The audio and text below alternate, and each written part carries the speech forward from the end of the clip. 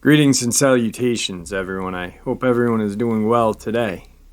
Today I have an assortment of terrifying encounters to share with you. Before we get into these encounters, though, a couple links I'd like to share as well. As you know, I rely on my Patreon, my PayPal, and my merch store to help the channel to continue to grow and go. All of those links are in the description below. Also, Dogman Frightening Encounters, Volume 1, 2, and 3, the audiobook version.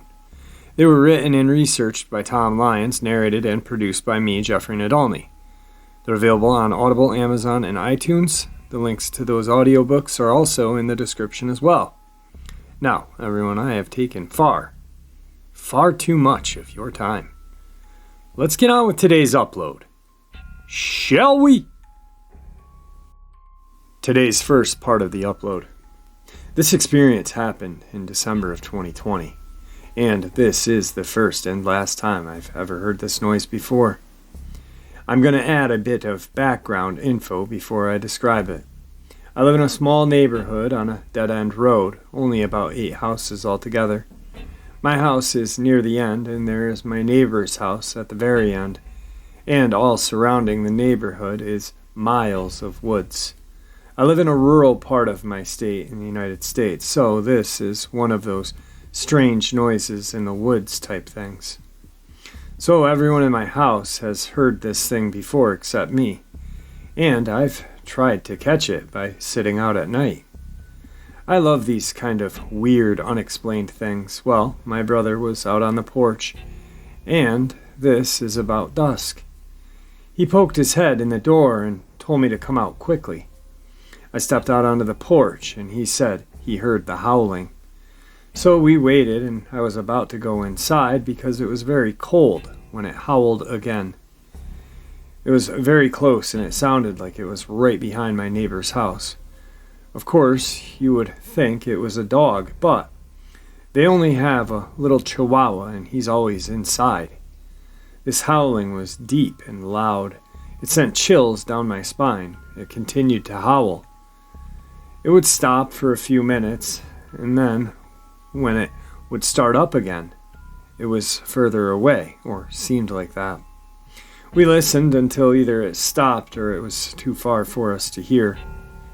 We have sat out there a couple times since to try to catch it again, but we have not heard it since. The only way I can properly describe it, although it sounds silly, is that it sounds like your typical movie werewolf. Also, we have no wolves in my state, only coyotes, and they have a much more high-pitched howling and yipping. Today's third part of the upload. This was around 4:30 in the morning when I saw something that looked like a silhouette of a coyote, just its head. But something was really wrong about it.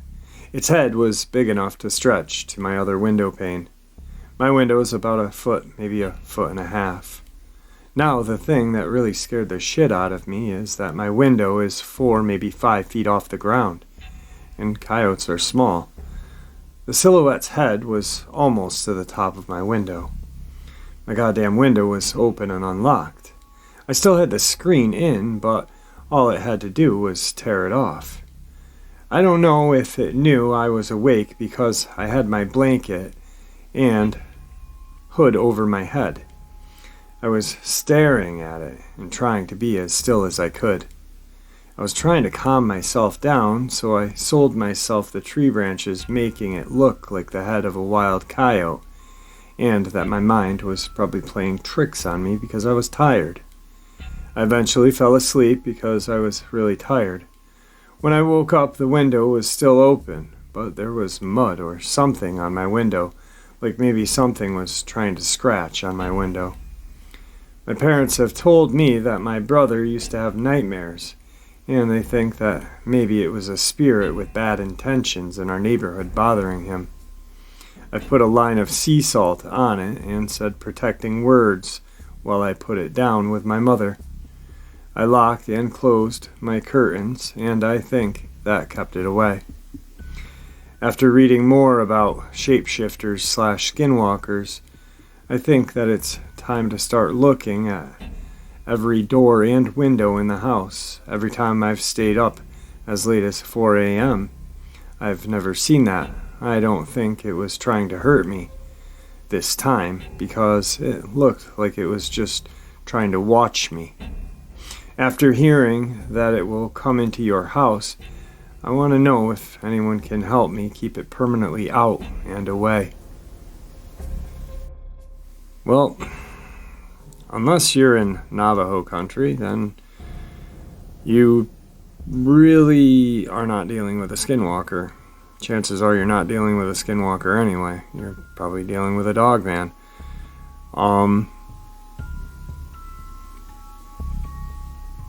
But if it was a skinwalker or something of Native American cultural lore, I guess salt on the window is a good idea, but I would definitely try to find the local tribe and talk to them, and see if you can get someone to bless your home, yard. Maybe instead of the salt, maybe try smudging your room and outside your window. Burn some cedar, sage, sweetgrass, and maybe, the salt's not a bad idea, but look into some, if you really think that this is some sort of spiritual entity, which I don't, look into some crystals, but do your research. That's always a must. Just don't go into something blind. Anyway, moving on. Today's third terrifying part of today's upload. Before I jump into this story, a few things. This happened to my friend and his two cousins. My friend just decided to share this story with me. What you are about to hear is very scary. Please don't say I didn't warn you. I feel it's necessary to tell the story how my friend told it, from his point of view. So let's jump right in. A few weeks ago, my uncle and two cousins came to visit my mom and dad for a barbecue. We have one every year on the 1st of May because it happens to be my mom and dad's anniversary. So it's the 1st of May and my uncle and two cousins get to my house. We had just moved back in February, so we were all excited to have our first get-together there. It was really nice. We were situated on a mountaintop with a decently sized yard that was completely surrounded by woods. My dad had plans to clear out a few sections of woods so that he could put deer feeders out, so he could have a chance of getting some hunting out there.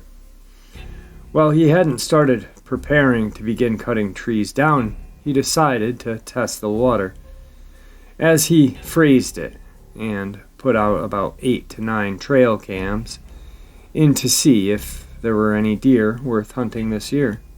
I had helped him out in setting the trail cams up, finding good spots, and figuring out what position they should be facing.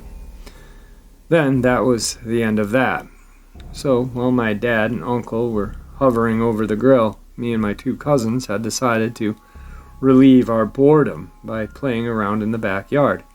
We had a trampoline set up. The original owners of the house had decided to include their pool in the deal, along with a volleyball court they made on the far side of the pool bordering the woods. So me and my two cousins were enjoying ourselves on the trampoline without a care in the world. After a short while, my dad and uncle came out to us and announced that dinner was ready. So we all went inside, grabbed a plate, then back outside to the back deck and sat down and ate.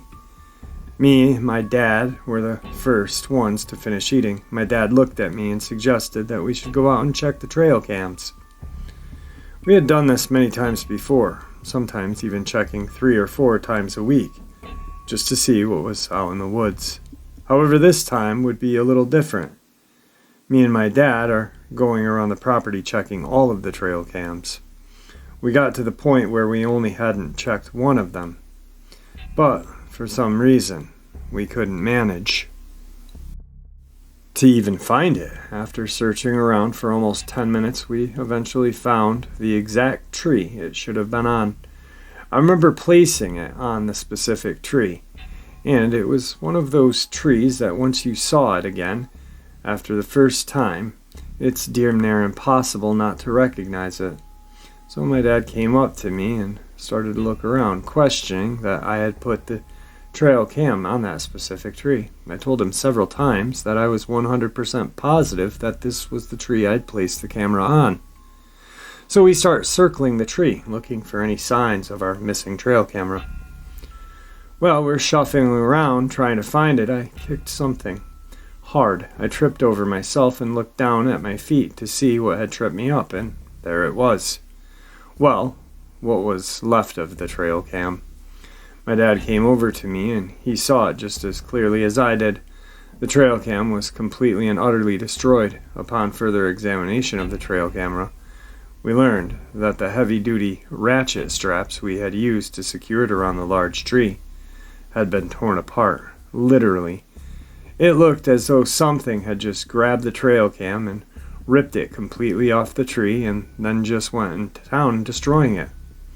My dad, thinking whatever did this must have stepped into range, which the trail cam could have taken a picture of it.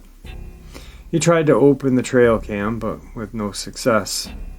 This trail cam, which was almost damn near indestructible, was damaged so badly to the point where my dad couldn't even get it open. My dad, not wanting to admit defeat, grabbed his knife and exclaimed that he was going to get that damn thing open, or at least get to the memory card. That was all he seemed to care about at that moment.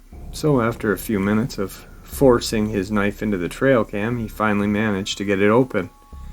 It took him a second to fully realize where the spot for the memory chip was supposed to be in the tangled mess inside the cam. When he finally found the spot for the memory card, he pulled it out, and to his utter disbelief, the card had broken in several different places inside the trail cam. My dad was beyond pissed at this point, because not only did he lose a $150 trail cam, he also lost the only chance of figuring out what did this. Now, even more pissed than before, he said, "Let's go back to the house." He picked up the trail cam and we both headed back. He told the others what had happened to the trail cam and then showed them. Fast forward to that night, my dad, my uncle, me, and my two cousins all went out into the woods, just practically clinging to hope that one of the other trail cams had spotted the thing that destroyed one of our other cams, since me and my dad had checked them last. My uncle went with my dad, so me and my two cousins were together. So we began checking every single trail camera we had left. So my cousins and I were heading toward the location of our third camera to just retrieve the memory card, because my dad had told all of us just to grab the memory card and he will search all of them together. We got about 15 yards away from the third camera, and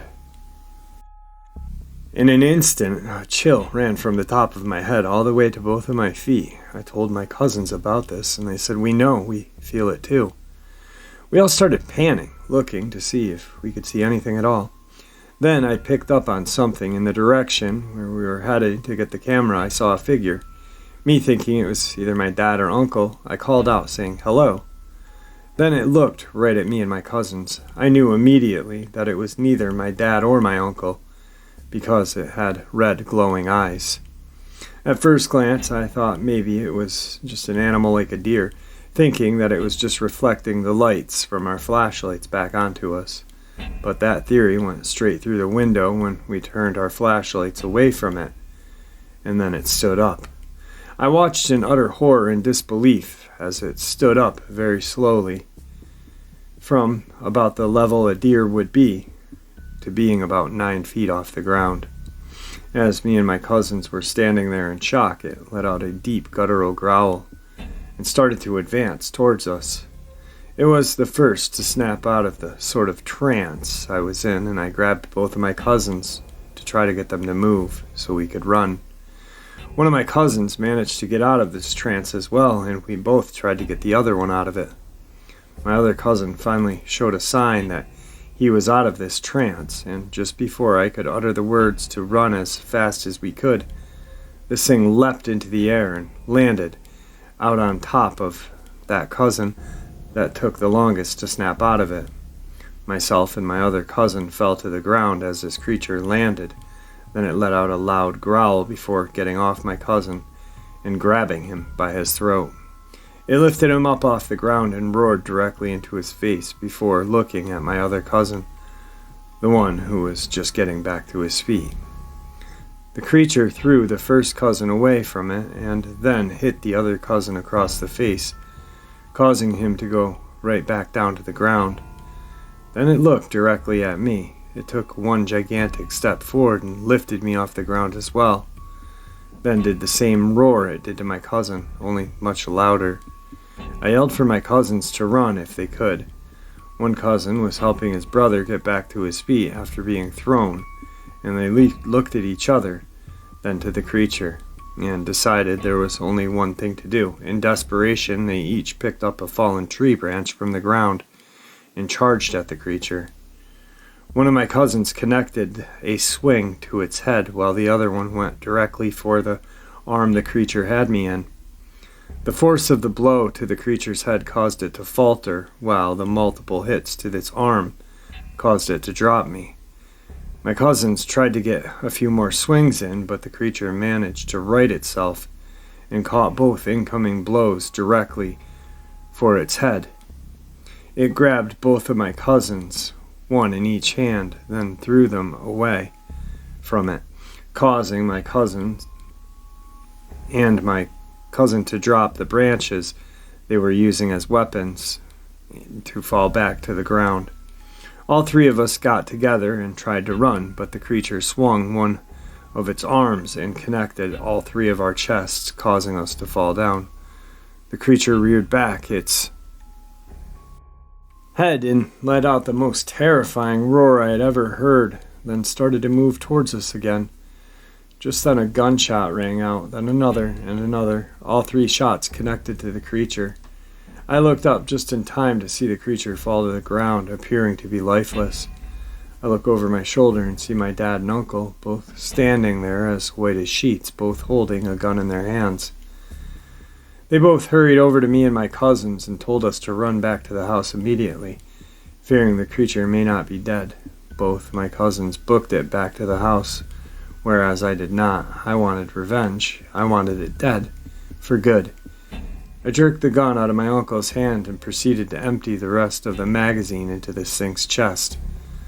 Once I was sure it was dead, I hit it across the face with the shoulder stock of the gun and spat in its face and screamed, "How'd you like that, bitch?" I handed my uncle back the gun, which he immediately loaded another mag into it. I walked past my dad and started heading back toward the house, with my uncle and dad following close behind. We get to the edge of the woods and start making our way across a small field to get back to the house. Then out of nowhere, we heard several more growls and roars sounding almost exactly like the creature we had just killed. Hearing this, then immediately my dad screamed for us to run. So we did. All three of us started to book it back to the house as fast as we could. We hopped about a 4-foot tall chain link fence that made up the dimensions of our front yard, and then ran up the stairs, up onto the front deck. My dad and uncle both turned and started firing their guns. Not at anything, almost like they were trying to scare these creatures off. That was until one of them showed itself. Then both my uncle and dad shot it at the same time. It fell to the ground lifeless, then everything went silent. No more growls or roars were being heard, nothing at all. Everything just went completely dead silent. All three of us made it back inside the house. And then the entire night, everyone was in the house. We all knew how to operate a gun safely, in our hands or on our person. It stayed that way until the next morning. Then the next morning came around. Against everything that was screaming in the back of our minds, me and my cousin, my uncle, and my dad went back out into the woods. We were trying to see if we could find any bodies of these two creatures we had killed. To our disappointment, we found nothing, except, of course, the blood of the creature I myself had dumped the rest of the mag into. That's just all we found. Just that one pool of blood. Alright guys, I hope you enjoyed today's upload as much as I enjoyed sharing it with you.